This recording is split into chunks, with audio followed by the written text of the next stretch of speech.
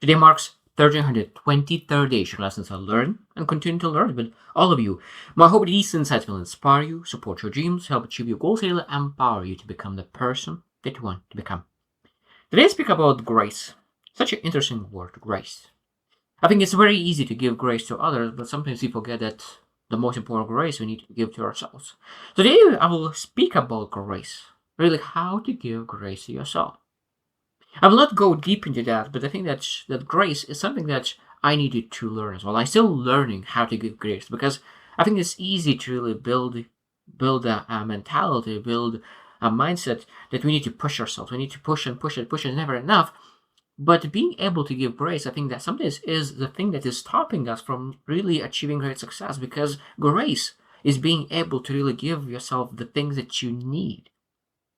Sometimes you need to work very hard, not have balance, execute.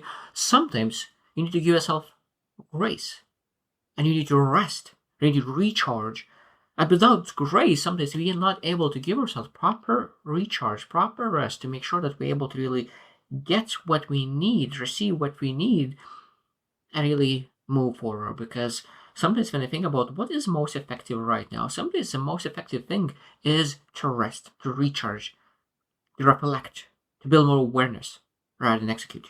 Now, of course, if you always in analysis paralysis, you need to give yourself grace and finally really take action and give yourself grace, and knowing that when you start first executing, you will make a lot of mistakes, and being able to be okay with that, able to be okay with sucking at the beginning, because probably you heard millions of times that how kids learn to walk. They stand and fall, stand and fall, stand and fall. That's how we learn, and everything in life is exactly the same way. Same thing. If you want to start walking in whatever endeavor, skill set, career, anything in between, we will fall. And this one thing is that if you never fall, that means that maybe that what you're pursuing is too small of a dream or a vision for yourself. And that's again, there's a beautiful thing. Knowing that you fail, that means that you're doing something meaningful, something that's worth pursuing. Because if you're not failing, that means we're playing small. So how often do you fail? I think that's knowing that how often you fail, the more often you fail, that means that the more often you stretch yourself. And that's a beautiful thing. And being able to give yourself grace, and I think that sometimes you're supposed to be even proud of yourself that you're failing more. Because most people playing it small, but you are different kind of it. Different kind of person who is not afraid to fail, who is not afraid to try, is not afraid to really go after the things that they want. Because I think that is a beautiful word, grace. Grace to yourself when it's needed. So what it really means, because I think that's the most important part that we need really synonyms is radical acceptance, radical self-acceptance. That you look into the mirror, it's like, this is who I am. I made a mistake, that this is who I am. Before I made a mistake and after I made a mistake, I'm exactly the same person. I'm exactly the same way how I used to be before. Nothing changed. My worth didn't change because I made a mistake. It's exactly the same. Worth doesn't come from the execution. Worth is coming from the who you are as a person, as a spiritual being. And I think that's exactly understanding where your grace is coming from, where is your self worth is coming from, is big thing. So what grace looks like beneath the surface. I think that the most important part is grace is allowing space for your whole self. What do you mean whole self? That means that we're accepting our good days, when we feel motivated, when we feel inspired, when we feel focused, high achieving. We're accepting ourselves. But when sometimes we feel tired, we feel disappointed, we start rejecting the parts of ourselves.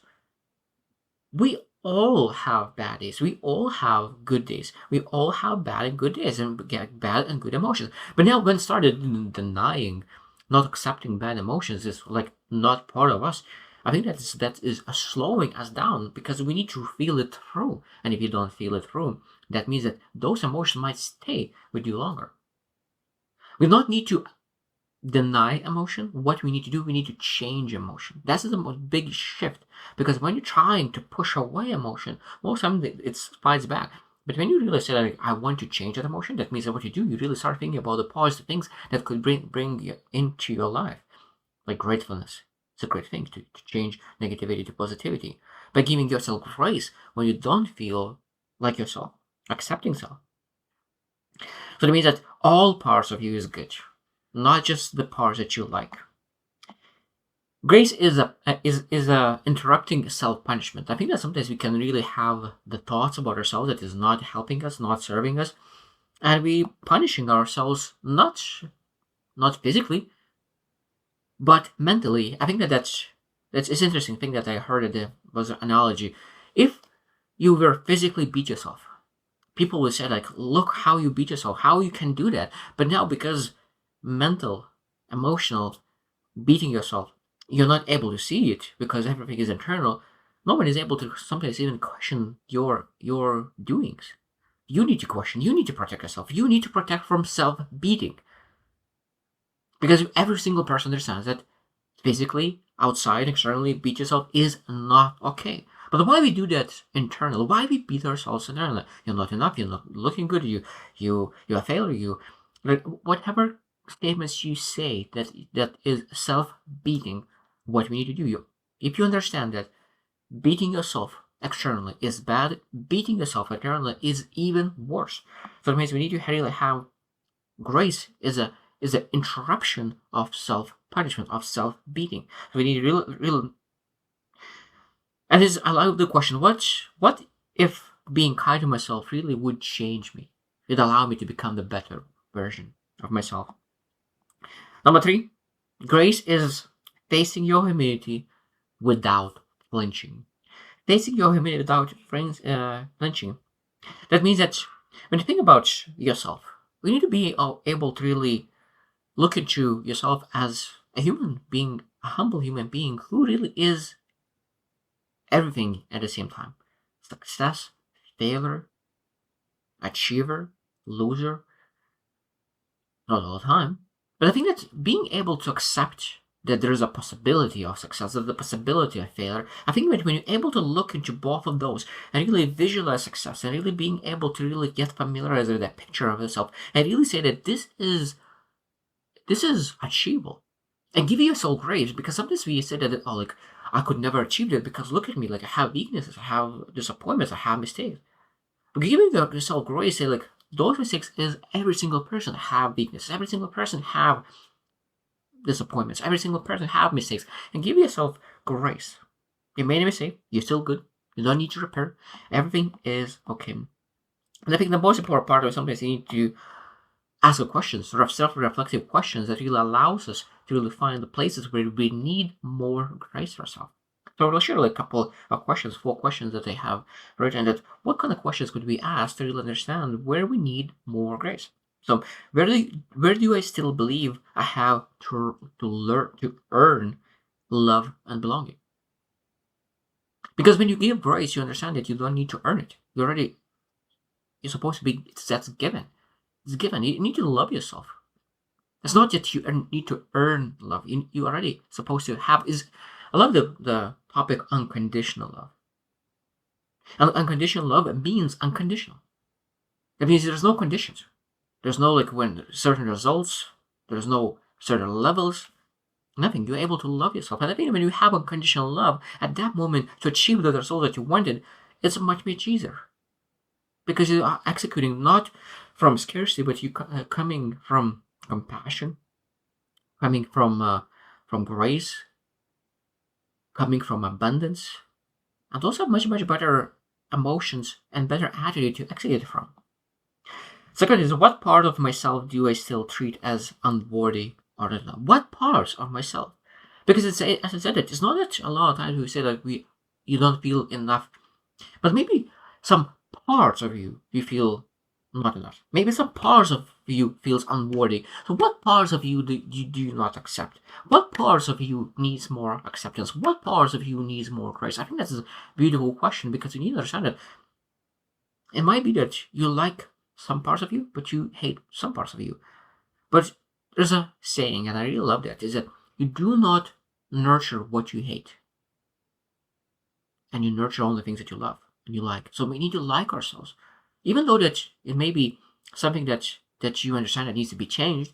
But you need to really love yourself. unconditionally to develop and nurture those areas that needs to be developed. Number 3, whose voice am I carrying when I criticize myself? This is an amazing reflection question. Whose voice I'm carrying when I criticize myself? It might be that some parent, friend, acquaintance, stranger said something to you, and now you start to believe that saying. You start to believe that person's seed in your mind, that was negative seed that was planted in your mind, and you allowed that critic. And now you internalize that voice, internalize someone else's voice that was not worthy of your ear. And being able to ask, like, so this is what I'm saying, this is what I'm saying to myself. Where that thought came from for the first time in my life. And being able to really catch that first thought when you heard this first time, I think that is very, very, very powerful, because you're able to say, it's not true. It was never true. I accepted it without validating it. A lot of times it's coming from childhood because we do not have cognitive power to question those beliefs. I mean, sometimes when someone has authority over us, we sometimes start to believe that they might be right.